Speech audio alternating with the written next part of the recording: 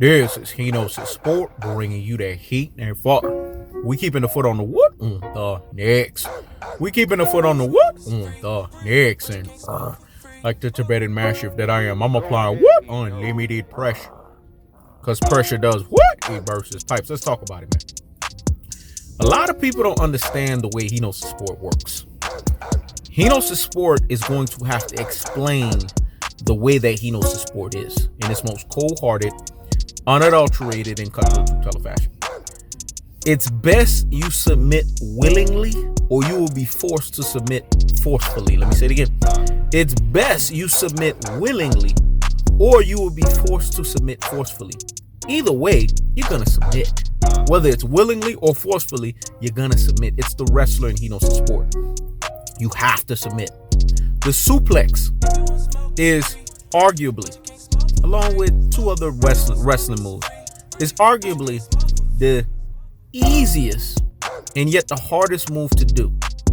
The reason why it's the easiest is because there's not much effort and work. As long as you're athletic enough and you can get the basics down, you can do it. And you got your technique, because wrestling is all about technique. Above anything else, technique. Strength, all of that don't mean nothing. I've seen guys 70 pounds pick up guys 300 pounds and fling them. It's about technique more than anything. And what people got to understand, in its most cold-hearted, unadulterated, and cutthroat true fashion, the suplex can also be the most devastating.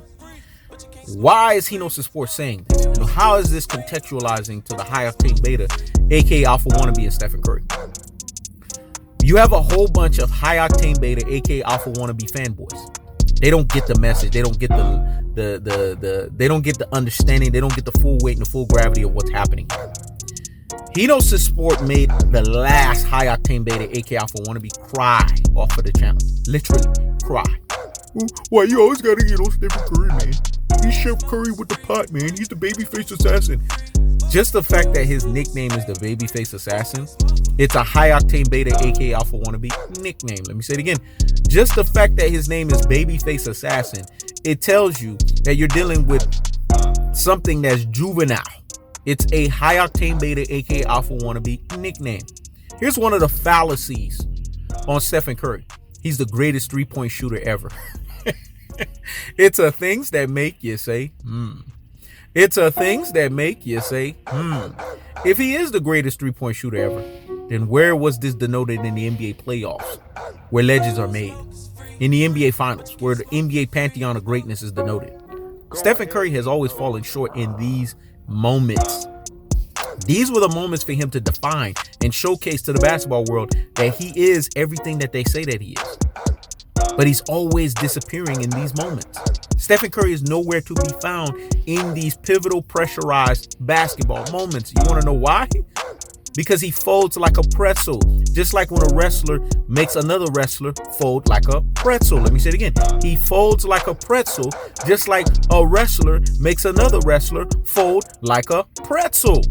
So in its most cold-hearted, unadulterated, and cutthroat true fashion, Stephen Curry is not the greatest three-point shooter. That's the biggest lie they've ever told you. The problem is we're in a Rudy Pool and a Plum Plum break. Classic Doden or Trogo. Ultra fanboy with the ultra fanboy rhetoric basketball generation.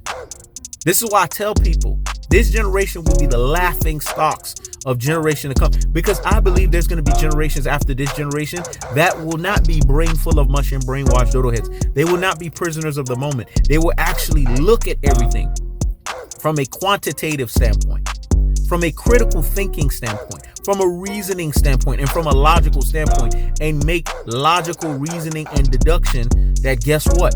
Heavyweight lifting is what it is. Heavyweight lifting. This generation denotes heavyweight lifting and lightweight lifting together. They put them hand in hand. Stephen Curry disappears in the most pressurized moments.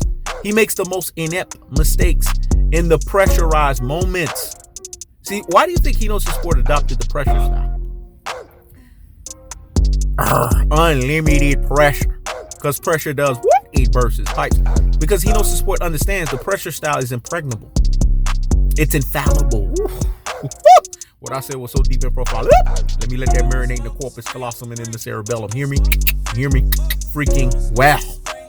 The pressure style is impregnable and it's infallible. Because no one can conquer pressure, even Erroneously Sport. The question is, how can you handle pressure? Most people, 97% of the people on the planet, they don't handle pressure well. This is why this is the infallible and impregnable style. You notice Erroneously Sport never loses a debate because Erroneously Sport's aura, there's an intimidation factor. Erroneously Sport is a Michael Jordan aura type of person on YouTube. When he steps into the building, you are already intimidated, though. It's like Kenshiro from Fist of the North Star said, "Why not more? Sink they do." Don't you already know? You already dead. Let me say it again. Why not more? Sink they do. Don't you already know? You already dead. Before you even utter words out of your mouth, you already intimidated. Now you have to deal with the levying onslaught of the truth teller that's impregnable and infallible in his truth telling sayings, because he comes in cold-hearted, unadulterated, and cutthroat truth teller fashion. What's cold-hearted about the fact that Stephen Curry has nutted it up in the NBA playoffs? What's not unadulterated about the fact that Stephen Curry was given an NBA Finals MVP by Kevin Durant to win, and he golfs it up? And what is not the cutthroat truth teller fashion that Stephen Curry got locked down by Matthew Dellavedova? Steve Kerr had to yell to him and say, "Don't you know you Chef Curry with the pot?" And that's the dude you're going to compare to Larry Bird Legend or Larry Legend? A guy that has done heavyweight lifting, a guy that has demolished the Isaiah Thomases of the world, that has demolished the Magic Johnsons of the world. What are you Rudy Poo and Plum Brains talking about? What are you classic Dolce Troglodytes talking about? What are you ultra fanboys with the ultra fanboy rhetoric talking about? You clearly see there's a lot of people that don't know the game of basketball. They give you a similitude as if they think they know the game of basketball, but they lack the fullness thereof. Let me say it again. They give you a similitude as if they think they know the game of basketball, but they lack the fullness thereof. They don't tell you the truth about the game of basketball. They tell you their truth, which is bias. Now, if you're from the Bay Area, of course you're going to be a high octane beta, aka alpha wannabe fanboy. But you have to look using the true basketball eye test. This is for the real G's, the super real G's, and the ultimate real G's out here in these basketball streets, because they're going to get the message. Erroneously Sport doesn't tell you something that cannot be quantified, calculated, verified, and certified. Everything that I say has quantification, certification, validation, and therefore and thereby authorization, because it's been tested through and through, line upon line and precept upon precept. It's tried, man, and it's always tested 100%, because Erroneously Sport derives in cold-hearted, unadulterated, and cutthroat truth teller fashion. And what did he tell you about the truth? The truth is like a two-edged sword, piercing the dividing asunder of the soul and the spirit, piercing even through the joints and the marrows. This means it pierces through your DNA. It pierces through your atomic level, your atoms. This is what the Bible's talking about. So when Erroneously Sport tells you a truth about Stephen Curry, it's cold-hearted. It's unadulterated in its cutthroat truth teller fashion. This man had opportunities to win Finals MVPs, and he golfed it up. Reggie Miller did not have the teams that Stephen Curry did. And if he did, Reggie Miller wouldn't be in the precarious situation that he was in. Ray Allen, for the most part of his NBA career, did not have the teams that Stephen Curry had. And if he did, he would have more rings than what you see that he was able to get from the Boston Celtics and the Miami Heat. Larry Bird had those teams, and look what he did with it. When we think of greatest three-point shooters, you have to think of them in the real NBA season, not regular season. So scoring 62 points against a pure beta supreme in Damian Lillard and CJ McCollum that are pedestrian on the defensive end and not doing heavyweight lifting. Ray Allen has lashed up high-level defenders with his three-point shot. Reggie Miller, don't even get me started. He's lashed up high-level defenders with his three-point shot. Larry Bird has lashed up high-level defenders with their three-point shot. Who is Stephen Curry lashed up that's a high-level defender with that three-point shot? Other than doing what he does. Regular season exploits, which amounts to nothing but positioning basketball. What did Erroneously Sport told you guys? Regular season is positioning basketball. I guess Erroneously Sport is going to have to bring the terminology back. Maybe my standards are too high. Or maybe you MFers can't keep up. Let me say it again. Maybe my basketball standards are too high. Or maybe you MFers can't keep up. Because that's what you guys are seeing. Stephen Curry being propped up in this watered down generation. Because he is a Rudy Pointer plump brain on the basketball court. In this Troger-like, nonsensical generation. Because he is a classic Dodo no troglodyte on the basketball court. And in this, what we would say, laughing stock of a participation award era generation, ultra fanboys with the ultra fanboy rhetoric. Why do you think He Knows the Sport uses these incendiary words? You don't see, they stick, they apply. And it's like what they call that glue? The monkey glue? Y'all tell me in the comment section. It sticks and it never goes away. Because you can use that glue on any damn thing. That's how brain full of mush and brainwashy these dodo heads are.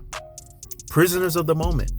They only love offensive, dominant players that are defensively allergic to the game of basketball. They love players that like to score on other watered-down NBA players, but they forget their history. And what have they always said? My people are destroyed for a lack of knowledge. That's what Hosea 4 verse 6 says. And when it's talking about that, it's talking about that from a universal, utilitarian rule of principle. People are destroyed for a lack of knowledge because they don't even know their history. Let alone you want to sit here and listen to them talk about the current events. Stephen Curry, the best three-point shooter, is because LBJ Riders Media, LBJ Brigade, LBJ Apologists pumped this brain full of mush and brainwashed dodo headisms into your brain, into your corpus callosum and in your cerebellum. And if you look like you have Down syndrome, you look like you may have some form of retardation, because a lot of these people, they don't look right. They look and they feel like, you know what? Let me say it again. They look and they feel like, you know what? So what people got to understand in this most cold-hearted, unadulterated, and cutthroat true-teller fashion, if you look like that, then we may have to get you checked out first before we can even talk basketball with you. And then if you are talking and it sounds like you're able to put your words together and you're not giving gibberish or you're not just stuttering all over the place, then talk like you have sense. Because anyone that has tested basketball through and tried this thing, they laugh and they cringe when people say that Stephen Curry is the greatest three-point shooter over Larry Bird. When? Because this Rudy Poo and Plum Brain, classic Dodo and Troglodyte, ultra fanboy with the ultra fanboy rhetoric generation told you this. It's a things that make you say, It's a things that make you say, So he's better than Ray Allen? A guy who bailed out LeBron James, who was a safety blanket. The reason why LeBron James has a 4th NBA Finals? Because LeBron has 4, right? One of them was off the strength of Ray Allen. And Stephen Curry's better than him. Woo! I keep hearing it, dog. This is what I'm talking about. Brain full of mush and brainwashed dodo heads. I see the neuro-linguistic programming has warped your brain. It's taken all of the mushiness in your brain out of it and turned it into complete mush. And he's better than Reggie Miller. A guy that scored 12 points in damn near a 2-minute block, maybe even less than that. Better than him. I tell y'all, man, like Hosea 4 verse 6 says, my people are destroyed for a lack of knowledge. And see, what high octane beta, aka alpha wannabe fanboys don't get is He Knows the Sport will continue to apply the unlimited pressure, because pressure does what? It bursts his pipes. So once again, recap: submit willingly, or you will be forced to submit forcefully. Either way, you're gonna submit. That's the cold-hearted, that's the unadulterated, that's the cutthroat two-tone fashion. This is He Knows the Sport. Checking it.